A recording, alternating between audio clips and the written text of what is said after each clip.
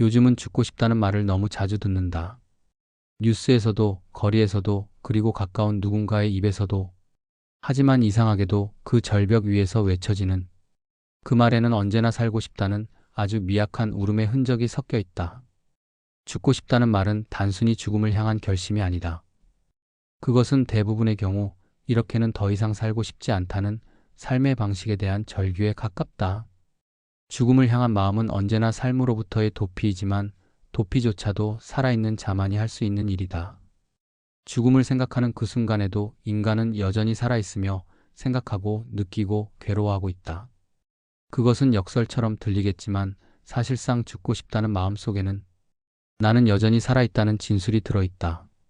우리는 누군가의 그런 말을 들으면 무의식적으로 그렇게 생각하지 말라고 반사적으로 말하곤 한다. 하지만 그 말은 대개 아무런 위로가 되지 않는다. 그렇게 극단적으로 생각하지 말라는 말은 생각의 존재를 부정하는 말이다. 이미 그 생각이 그 사람을 전부 삼키고 있는 상황에서 부정은 그저 고립으로 들릴 뿐이다. 죽고 싶다는 마음은 설득으로 꺾이지 않는다. 그 마음은 존재 전체가 발화한 신호이기 때문이다. 살다 보면 어떤 시기엔 죽음이 삶보다 더 가까이 느껴진다. 그건 단지 절망 때문이 아니다. 매일 반복되는 무력감, 희미해지는 의미, 사람 사이의 거리, 경제적 압박, 사랑의 불발, 그리고 스스로를 향한 깊은 실망. 이 모든 것이 한꺼번에 쌓이면 삶은 무겁고 불투명한 안개 속처럼 느껴진다. 어떤 사람은 말한다. 살아야 할 이유가 없다. 그 말에는 단정적인 슬픔이 들어있다. 하지만 그 문장은 동시에 이렇게도 바꿔 읽을 수 있다. 살지 말아야 할 이유도 없다. 살 이유를 못 찾는다고 해서 곧장 죽어야 할 이유가 생기는 것은 아니다. 그건 설득이 아니라 단순한 사실이다. 사람은 누구나 죽음을 떠올린다. 그건 인간이 의식을 가진 존재이기 때문이다. 생명이 스스로의 끝을 상상할 수 있는 것은 오직 인간뿐이다. 죽음을 생각하는 순간 우리는 이미 삶을 성찰하고 있다. 그러므로 죽음의 사유는 역설적으로 삶의 사유다. 죽음을 생각할 수 있다는 것, 그것은 삶의 증거이며 여전히 나에게는 생각할 수 있는 나가 남아있다는 의미다. 그렇다면 죽고 싶다는 마음은 우리가 완전히 삶으로부터 벗어난 순간이 아니라 아직 삶 안에 머물러 있는 증거일지도 모른다. 그 마음은 무너짐이 아니라 삶의 마지막 저항이다. 그 말이 입 밖으로 나오는 동안 우리는 아직 이 세계에 속해 있다. 그러니 그 절벽 끝에서 잠시 숨을 고르자. 끝나지 않았다는 건 아직 이야기가 끝나지 않았다는 뜻이니까. 살다 보면 문득 이런 생각이 든다. 왜 이렇게까지 힘들어야 하지? 이 질문은 나약해서 드는 생각이 아니다. 그건 오히려 오래 버텨온 사람에게서 나오는 말이다. 사는 일에는 분명한 법칙도 학습의 선형도 없다. 같은 종류의 고통을 겪고도 우리는 결코 익숙해지지 않는다. 회복할 수 없을 것만 같은 좌절이나 통증을 느낄 때마다, 누군가를 잃을 때마다, 배신당할 때마다, 혹은 이유 없이 스스로를 미워할 때마다 그 통증은 언제나 처음처럼 찾아온다. 이건 인간이 고통을 학습하지 못하는 존재라는 증거다. 그게 슬프기도 하고 동시에 인간을 인간답게 만드는 어떤 진실이기도 하다. 많은 사람은 시간이 해결해 준다고 말하지만 사실 시간은 해결사가 아니다. 시간은 단지 상처 위에 다른 상처를 더 씌울 뿐이다. 우리는 그 상처들을 다 합쳐 나라고 부르며 살아간다. 살아있다는 건 결국 여러 번의 상처를 통과하며 여전히 다시 일어서는 일을 반복하는 것인지도 모른다. 우리는 생각을 멈출 수 없다. 과거를 후회하고 현재를 불안해하며 미래를 두려워한다. 이 세 가지 시간이 모두 머릿속에서 동시에 작동하니 삶은 언제나 과부하 상태에 놓인다. 과거와 미래를 동시에 견뎌야 한다. 그래서 우리는 늘 지금에 머물지 못한다. 어떤 철학자는 말했다. 인간은 자기 의식의 깊이만큼 고통받는다. 생각할 수 있다는 것은 축복이자 형벌이다. 생각이 멈추지 않기 때문에 우리는 끊임없이 의미를 찾아 헤맨다. 하지만 아이러니하게도 삶에는 완전한 의미가 존재하지 않는다. 이 모순 속에서 우리는 지치고 결국 무의미에 부딪힌다.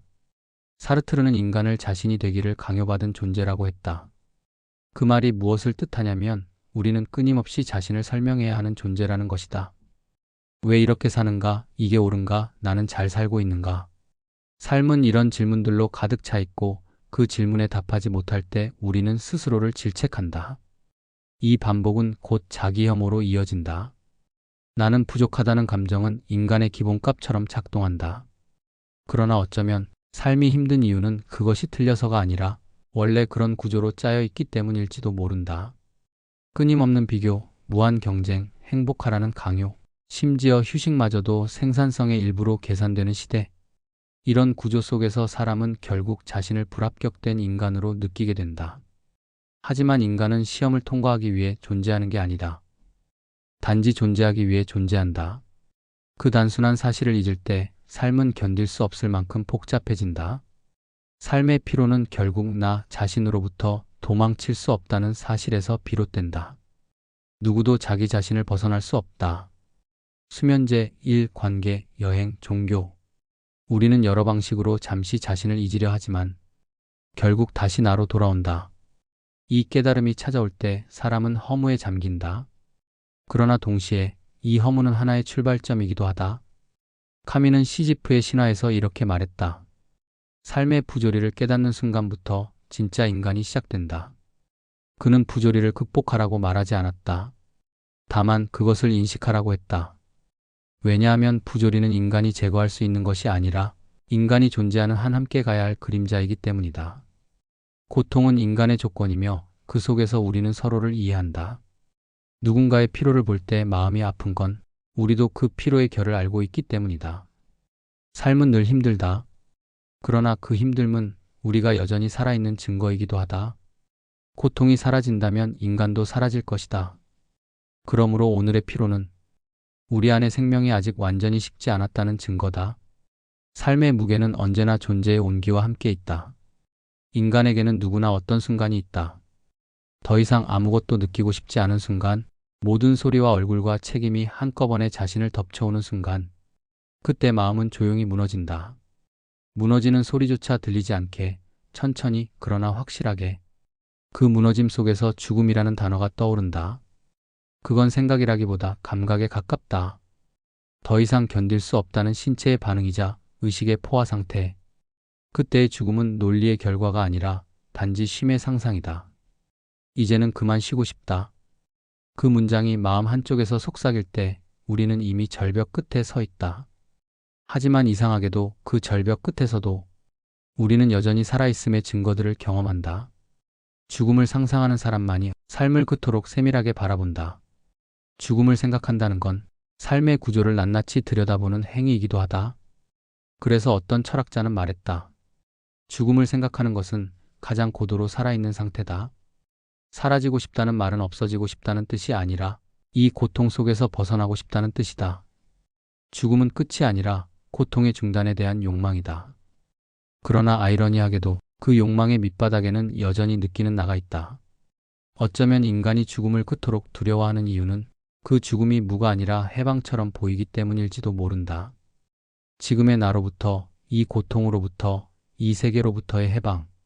하지만 해방은 언제나 관계 속에서만 가능하다. 우리가 세상과 사람과 자신과 맺은 관계가 완전히 끊어질 수 없다면 죽음조차도 완전한 단절이 아니다. 그리하여 어떤 사람은 죽음을 생각하다가 문득 멈춘다.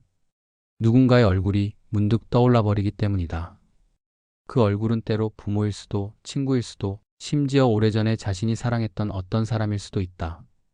그 얼굴이 스쳐가는 찰나 죽음의 관념은 잠시 흔들린다. 그건 거창한 살 이유가 아니다. 다만 아직 나를 잊지 않은 세계의 흔적이다. 죽음을 생각하는 사람에게 남아있는 마지막 생의 감각은 그렇게 미세하고 작고 그러나 강하다. 그 감각은 논리로는 설명되지 않는다. 그건 단지 하나의 느낌으로 다가온다. 그래도 조금만 더 있어 볼까? 그 말은 결심이 아니라 아주 작고 조용한 생의 움직임이다. 죽음을 생각한 사람만이 도달할 수 있는 어떤 깊이, 그곳에서 비로소 삶의 온도가 느껴진다. 죽음은 멀리 있지 않다. 삶이란 본래 죽음을 안고 있는 존재 방식이다. 그러니 죽음을 생각한다고 해서 삶을 포기했다고 말할 수는 없다. 오히려 죽음을 생각할 수 있다는 건 삶이 아직 우리를 완전히 떠나지 않았다는 뜻이다. 그렇다. 죽음을 막을 수는 없지만 그 생각 속에서도 우리는 여전히 살아있는 자다. 죽음을 떠올리는 그 순간에도 심장은 뛰고 공기가 폐 속으로 들어오고 어디선가 빛이 흘러 들어온다. 죽음을 향한 사유의 가장 깊은 어둠 속에서조차 삶은 여전히 우리를 통과하고 있다. 어느 날 문득 모든 게 무의미하게 느껴질 때가 있다. 어제의 일도 내일의 계획도 누군가의 말도 심지어 나 자신까지도 흐릿해지는 시간. 그럴 때 사람은 조용히 중얼거린다. 살 이유가 없다. 그 말은 때로 너무나 사실처럼 들려서 어떤 반박도 떠오르지 않는다. 그런데 한 걸음만 물러서서 이 문장을 다시 읽어보면 그 안에는 미묘한 틈이 있다. 살 이유가 없다. 이건 논리의 완결이 아니라 살지 말아야 할 이유가 있다라는 결론으로 자연스럽게 이어지지 않는다. 이 두 문장은 닮았지만 전혀 다르다. 하나는 허무이고 다른 하나는 절망이다. 허무는 여백을 남기지만 절망은 문을 닫는다. 그렇다면 살 이유가 없다는 말은 아직 절망의 문턱에 서 있는 문장이다. 즉, 아직은 살아있는 문장이다. 우리는 언제나 삶의 이유를 찾으려 애쓴다. 그건 인간의 본능이자 의식의 습관이다. 왜 사는가? 라는 질문은 철학의 시작이면서 동시에 인간의 가장 오래된 독백이다. 그러나 이 질문이 던져지는 순간부터 우리는 이미 삶을 필요하게 만든다.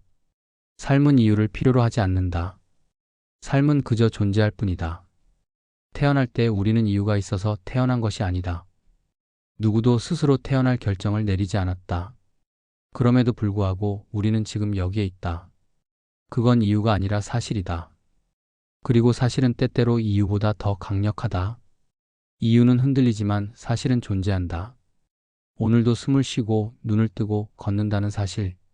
그 사실이 바로 삶이다. 살 이유를 찾지 못해 괴로워하는 사람은 사실 누구보다 삶을 진지하게 대하고 있는 사람이다. 삶이 그만큼 자신에게 중요하다는 뜻이다. 살 이유를 묻지 않는 사람은 대체로 그저 살아간다. 그러나 살 이유를 묻는 사람은 삶의 본질을 붙잡으려는 사람이다. 그러니 그 물음이 곧 절망이라고 말할 수는 없다. 삶의 이유는 만들어지는 것이지 주어지는 것이 아니다. 그렇다면 이유를 찾지 못했다고 해서 그것이 곧 존재의 실패를 의미하지는 않는다. 이유가 없더라도 삶은 여전히 진행된다. 마치 이유를 모른 채 피어나는 꽃처럼, 마치 아무 이유 없이 흘러가는 바람처럼. 그건 무의미가 아니라 무궁무한 생의 지속이다. 삶에는 이유 없는 순간이 오히려 많다. 우연히 웃게 되는 일, 문득 아름답다고 느끼는 하늘, 누군가가 내 이름을 부르는 목소리. 그 모든 것은 이유가 아니라 감각이다. 이 감각이 바로 우리가 살아있다는 증거다. 삶은 의미로 유지되는 게 아니라 감각으로 유지된다. 감각이 있다는 건 아직 세계가 우리를 포기하지 않았다는 뜻이다. 그렇다고 살지 말아야 할 이유는 없다. 이 문장은 거창한 위로가 아니다. 그건 단지 삶의 평면 위에 남아있는 한 줄의 문장이다. 이유를 찾지 못해도 괜찮다. 누군가에게 필요한 존재가 아니어도 괜찮다. 지금 아무 의미를 느끼지 못해도 괜찮다. 왜냐하면 존재는 이미 의미 이전에 있기 때문이다. 있음은 의미보다 근원적이다. 우리가 스스로의 삶을 유지하는 힘은 거창한 동기에서 나오지 않는다.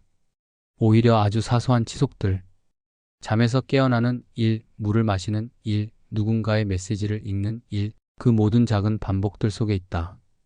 그 반복이 삶을 지탱한다. 살 이유를 잃어버린 날에도 그 반복은 여전히 우리를 살게 한다. 죽음을 생각하는 사람에게 필요한 건 거대한 희망이 아니라 이유 없는 하루의 허락이다. 오늘 하루를 살아야 할 이유를 찾지 못해도 살지 말아야 할 이유가 없다는 그 단 하나의 문장.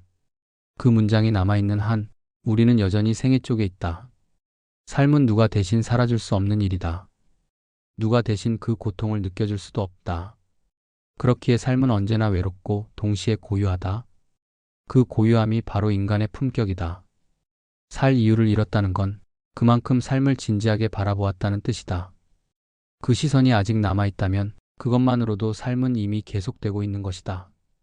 삶은 늘 말을 걸고 있었다. 바람의 냄새로, 빛의 각도로, 누군가의 눈빛으로. 다만 내가 너무 깊은 어둠 속에 있어서 그 언어를 읽지 못했을 뿐이다. 살아있다는 건 듣는다는 일이다. 세상의 소리를, 타인의 숨결을, 내 안의 울림을. 그리고 그 모든 감각이 닫히는 순간 우리는 살아있음을 의심하게 된다. 그때 필요한 건 큰 변화가 아니다. 아주 작은 감각 하나면 된다. 이를테면 차가운 물 한 모금을 마시며 이건 차다라고 느끼는 일, 아침 햇살이 창틀에 닿아 살짝 따뜻하다고 느끼는 일, 내 손끝이 살아있다는 그 감각 하나가 전부다. 우리는 늘 이유를 찾느라 감각을 잃어버린다. 왜 살아야 하지? 라고 묻는 동안 살아있는 경험 자체는 사라진다. 그러나 삶은 이유의 언어로 존재하지 않는다. 삶은 감각의 언어로만 느껴진다. 그 사실을 깨닫는 순간 세상은 다시 조금 달라 보인다. 그날 버스 창밖으로 스쳐 지나가는 저녁 하늘을 보았다. 유난히 붉고 너무 짧아서 붙잡히지 않는 그 하늘. 그걸 보며 나는 이걸 보고 싶지 않았던 건 아니었구나 라고 생각했다. 그건 살고 싶다는 말도 희망을 되찾았다는 말도 아니었다. 그저 아주 미세한 아직이었다. 아직 보고 싶었던 것이 있었다는 사실. 그 아직 하나가 우리를 버티게 한다. 사람은 이유로 버티는 게 아니라 감각으로 버틴다. 맛있다고 느낀 순간, 그 순간만큼은 살아있다. 누군가의 손길이 따뜻하다고 느낀다면 그 순간만큼은 죽음이 멀다. 그러니 그 작은 감각을 절대 폄하하지 말자. 그건 생의 미세한 신호이고 우리가 여전히 이 세계와 연결되어 있다는 증거다. 비교의 감각도 때로는 필요하다. 우리는 늘 타인과의 비교를 부정적으로 여긴다. 하지만 우울 속에서는 그 비교조차 삶의 감각을 되살리는 자극이 될 수 있다. 이를테면 나는 저 사람처럼 행복하지 않다라는 생각이 들 때 그건 여전히 행복을 감각하고 있다는 증거다. 행복이 무엇인지 전혀 모른다면 그 비교조차 일어나지 않는다. 비교는 질투가 아니라 감각의 잔존이다. 그 감각이 남아있다면 우리는 아직 끝나지 않았다. 살 이유를 찾지 못했더라도 감각은 여전히 우리 안에 있다. 눈을 감으면 들리는 자신의 심장 소리, 밤의 냄새, 가끔 불쑥 찾아오는 기억 하나. 그 모든 것은 살아있다는 신호다. 죽음은 감각이 사라진 상태다. 그러니까 우리가 무언가를 느낀다면 그건 아직 생의 편에 서 있다는 뜻이다. 나는 이제 살아야 한다는 말을 잘하지 않는다. 대신 이렇게 말하고 싶다. 오늘 무언가 하나라도 느껴보자. 그게 미세한 불편함이라도 괜찮다. 지루함, 두려움, 초조함. 그 모든 감정은 감각이다. 그 감각이 있다는 건 아직 삶이 나를 붙잡고 있다는 뜻이다. 삶은 거대한 의미로 회복되는 게 아니다. 아주 작은 감각의 실마리로 되살아난다. 그 실마리를 잡는데 특별한 지혜가 필요한 것도 아니다. 단지 귀를 조금 기울이고 눈을 조금 오래 머무는 일. 그 작은 주의가 삶의 온도를 되돌린다. 그리고 언젠가 아무 이유 없이 웃게 되는 날이 올지도 모른다. 그 웃음은 결코 가볍지 않다. 그건 죽음의 문턱을 지나 다시 돌아온 자의 미소다. 이유가 없는 웃음이야말로 삶의 가장 단단한 형태다. 그 웃음을 짓는 순간 우리는 드디어 삶을 이해하지 않고도 살게 된다. 우리는 오랫동안 삶과 죽음을 서로 다른 방향에 두고 생각해왔다. 삶은 이쪽, 죽음은 저쪽. 삶은 빛, 죽음은 어둠. 그러나 오래 바라보다 보면 알게 된다. 그 둘은 서로 다른 길이 아니라 하나의 생이 양쪽으로 뻗어 있는 두 결이라는 것을. 삶은 죽음으로 흘러가고 죽음은 또다시 삶의 기억 속으로 흘러든다. 그건 파도와 해안의 관계 같다.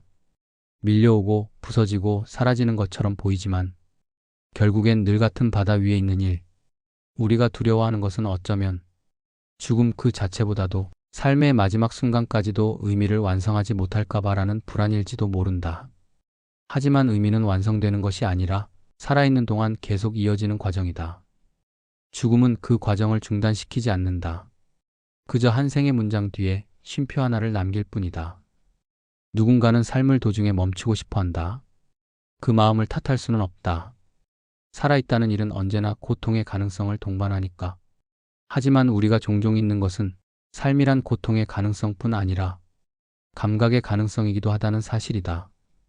그 가능성이 아직 남아있다면 그건 아직 끝나지 않은 생의 문장이다. 삶은 완벽해지지 않는다. 그건 애초에 완성되도록 만들어지지 않았기 때문이다. 삶은 항상 미완이고 그 미완의 틈새로 빛이 들어온다. 우리가 서로를 이해하지 못하면서도 여전히 사랑하려 애쓰는 이유, 바로 그 미완 때문일 것이다. 죽음을 생각하는 사람에게, 삶은 너무 멀게 느껴지고 삶을 붙잡으려는 사람에게 죽음은 너무 가깝게 다가온다. 그러나 이 둘은 서로를 반영한다. 죽음은 삶의 깊이를 만들고 삶은 죽음의 의미를 물들인다. 그 둘이 함께 있을 때 비로소 하나의 생이 완성된다. 우리는 결국 모두 죽음으로 간다. 하지만 그 사실은 비극이 아니라 균형이다. 모든 생이 죽음으로 향하기 때문에 살아있음의 한순간이 더욱 선명해진다. 죽음이 있다는 사실 덕분에 오늘의 숨이 값지고 하루의 해가 저물 때 우리는 안다. 이 하루가 다시 오지 않는다는 것을. 그러니까 삶과 죽음은 적이 아니다. 삶은 죽음을 향해 나아가며 완성되고 죽음은 삶을 품으며 조용히 사라진다. 둘은 하나의 숨을 나누는 관계다. 한 번 들이마신 숨은 반드시 내쉬어야 하지만 그 내쉼조차 또 다른 들숨의 시작이 된다. 그 순환 속에서 우리는 조금씩 자신을 이해하지 않고도 살아간다. 이제 나는 누군가에게 이렇게 말하고 싶다. 죽음을 생각한다는 건 삶을 그만큼 진지하게 바라봤다는 뜻이다. 그 진지함 속에서 당신은 이미 살아있는 쪽의 사람이다. 우리는 결국 삶과 죽음을 함께 끌어안은 채 살아가야 하는 존재들이다. 그 두 결을 동시에 만져볼 때 비로소 조금은 평화로워진다. 죽음이 삶의 그림자라면 삶은 죽음의 빛이다. 그 둘이 만나 완성되는 것이 바로 한 생이다. 그리고 그 한 생은 설명되지 않아도 충분하다. 이해되지 않아도 아름답다. 이유가 없어도 존재한다. 살 이유를 찾지 못한 채 살아있는 우리 모두가 그 자체로 이미 완전한 생의 문장이다. 이상 시크릿 레터였습니다.